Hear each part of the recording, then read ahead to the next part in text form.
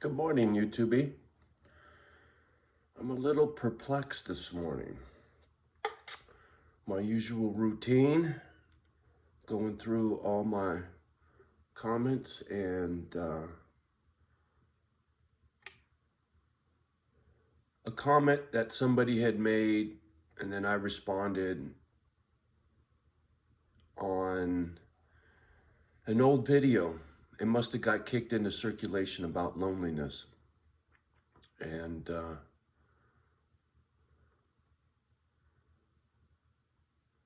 I know I mentioned it in another video,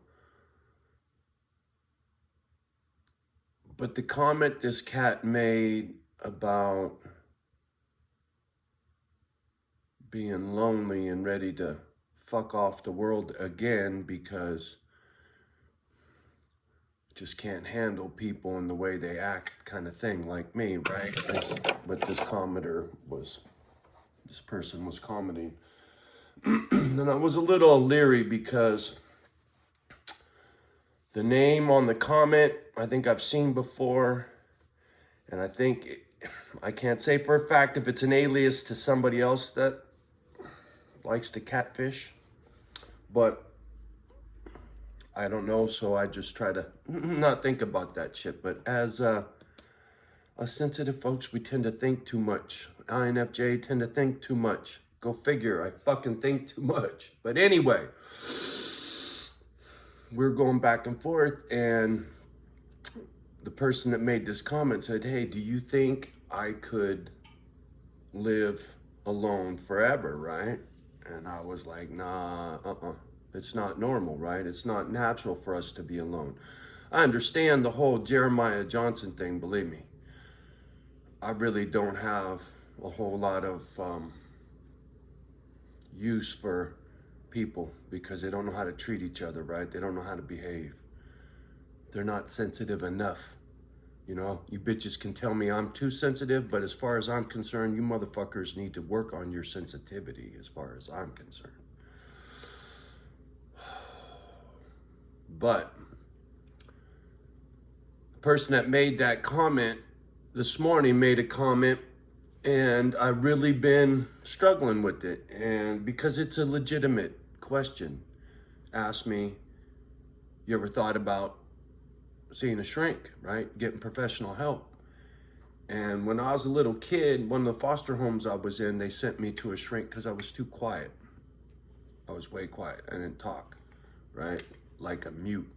Because I was upset, right? I didn't know what to do, how to act, so I just fucking shut down.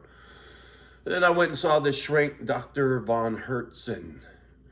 And he said there was nothing wrong because you're just quiet because of what's going on. Because you don't say anything because you got nothing to say. And I said, that's it, exactly. Him and I got along fine. My foster parents, I just didn't have no love for them because they were strangers to me, and I'm forced to live in their fucking house, and I'm supposed to treat them like mommy and daddy. You're not my mom and dad. Who the fuck are you, right? So part of my problem with seeing a shrink, to me, shrinks are like mechanics. Out of 100, you'd be lucky you get one really good one. You might get 5 that are pretty good, but you'd be lucky out of 100, you get one doctor that is screaming good. Same for a shrink, or excuse me, a mechanic, right? One mechanic, same for a doctor.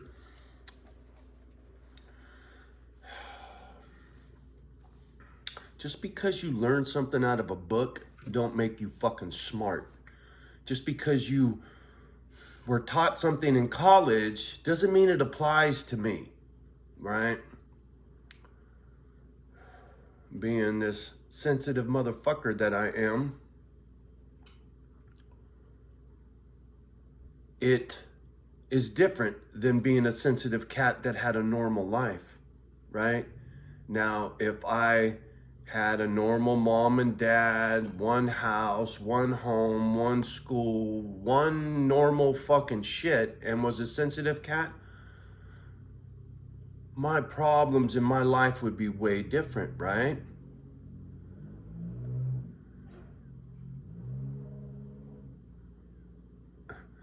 And so when you go to a shrink, they try to put you in a box. Oh, he's depressed. Oh, he's angry. Oh, he's sad. Therefore, it must be this, that, or the other fucking thing, right? It's too clinical. When it comes to what goes on up here, way too complicated for a fucking shrink. I'm sorry. There's way more going on up here than any fucking shrink on this planet has any fucking clue. Because everybody's different, right? I don't give a shit what anyone says. So my shrink is you guys. YouTube. I've listened to real shrinks out on YouTube about anger, about sadness, about depression, about all that shit. I've done my homework. I've listened to people who have been to the shrink, people that are smarter than the fucking shrink because they live through the fucking problems and they've had to solve those problems for their damn self, right? So getting advice from people that have actually been there is way more beneficial than any fucking psychiatrist, as far as I'm concerned. Because it's practical.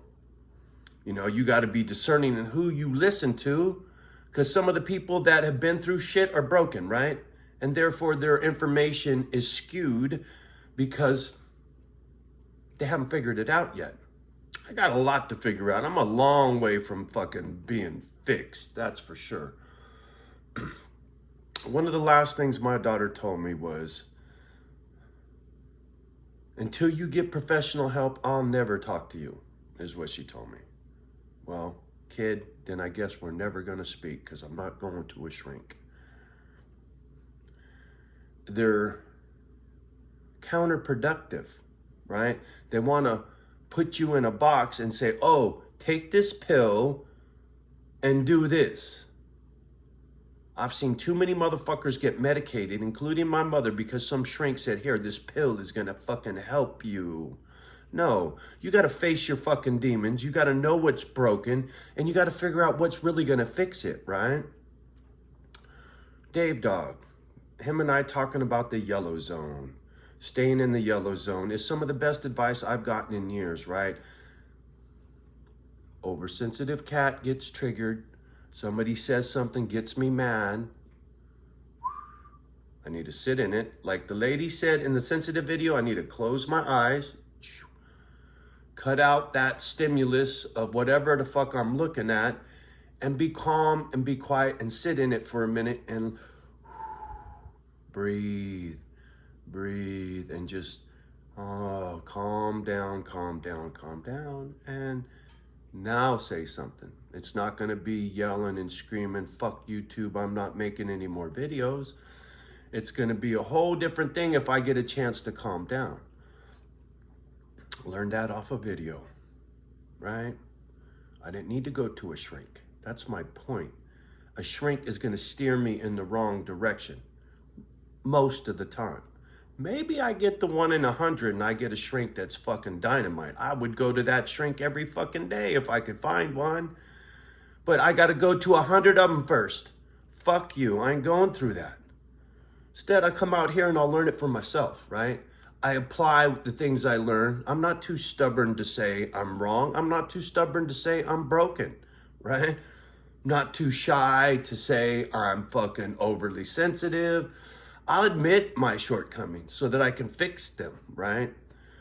Before, when I talked to my kid last, yeah, it was your fucking fault, people. You're the ones that pissed me off. There's nothing wrong with me. I can admit that. I was way fucked up the last time her and I talked. I've made a lot of progress since then. A lot. And I still got a long ass way to go, right? But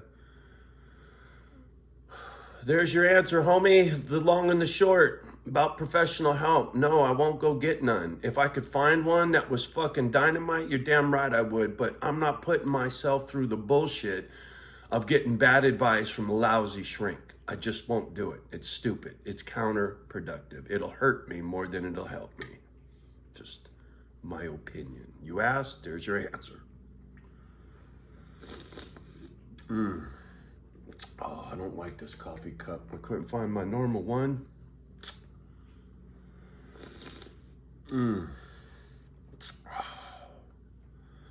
So, the long and the short, when it comes to Me and my bullshit. Every day I put in work trying to figure out. Every morning, revisit the shit I did the day before. Think about the things I said. Was I out of line? Did I learn something? Was that helpful to somebody? Etc., etc. Try to plan my day's events in the morning. What do I need to get after? And just try to stay focused, right? Not get swept up in the shit in the hood. The things that trigger me, that get me upset. the,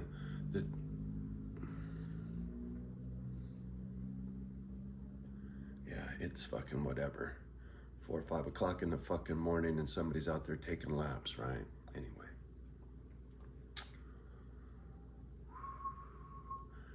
It's gross. It's trim season right now, right? Everybody's in the hood to trim weed. I watched the fucking Pied Piper walk through the neighborhood yesterday. There was 1, 2, 3. I think there were 3 of them. And they spaced themselves out, I guess, like for COVID or some shit, right? Each one of them had a backpack, you know, probably filled with scissors and snacks and food or whatever the fuck they do, however long they sit there and trim these fucking weed buds all fucking day and night, right? I get it. Fuck it. You got a right to make a living. I ain't bitching about that.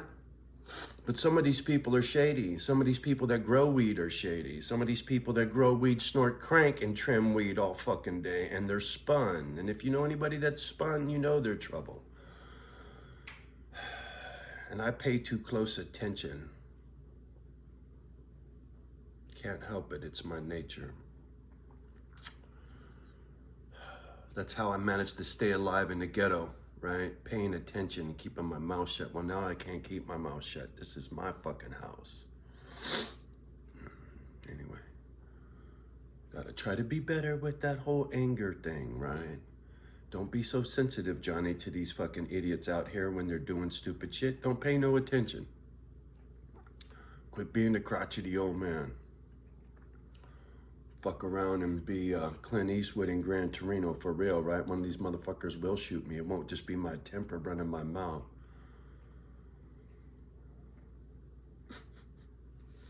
Don't write a check your ass can't cash, Johnny. Yeah. Sorry, Mona, but that really irked me, girl.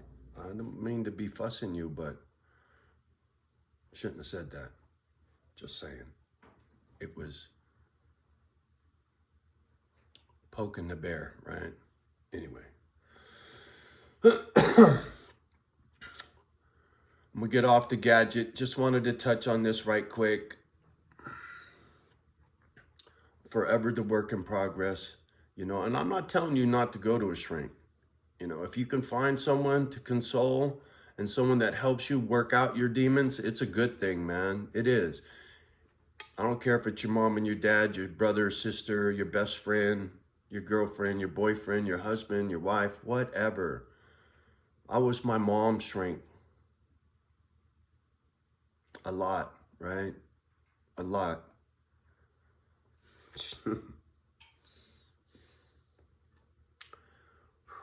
My mom said to me once, "How do you know this stuff? You're just a kid." I never forgot that because I didn't know how to answer. But she said to me, "How do you know this stuff? You're just a kid." When she was squirrely and I was talking to her all night long, right? When she couldn't sleep. I know mental illness, trust me. I watched Mom and my brother both try to commit suicide. I watched them both have nervous breakdowns for real, right? There are times where I would freak myself out thinking, fuck, dude, are you going to snap? Are you going to do like Mom and Paul did, right? I just don't have it in me. I'm not wired that way, right? I'm too angry. I'm too angry to crack up. I'm too sensitive. I get my shit out, right? I don't keep my demons in. That's my brother James. He don't talk. I worry about him, right? He don't talk. He keeps it all in. That's why we don't talk, because I talk too much and he don't talk. And I said shit I shouldn't have said, and there you go, right? Lost my brother. Anyway, get off this gadget, get about my day. You guys have a great day. Much love and respect as always. Do me a favor, like, subscribe, and share. Do this, do that, and the other thing. Most of all, don't let your fucking kids hear. Oh, sorry, I didn't mean to say fucking kids. Do not let your children hear my nonsense. Right? Don't scare them. Love the ones that love you back. Do your best to love the rest. We'll talk soon.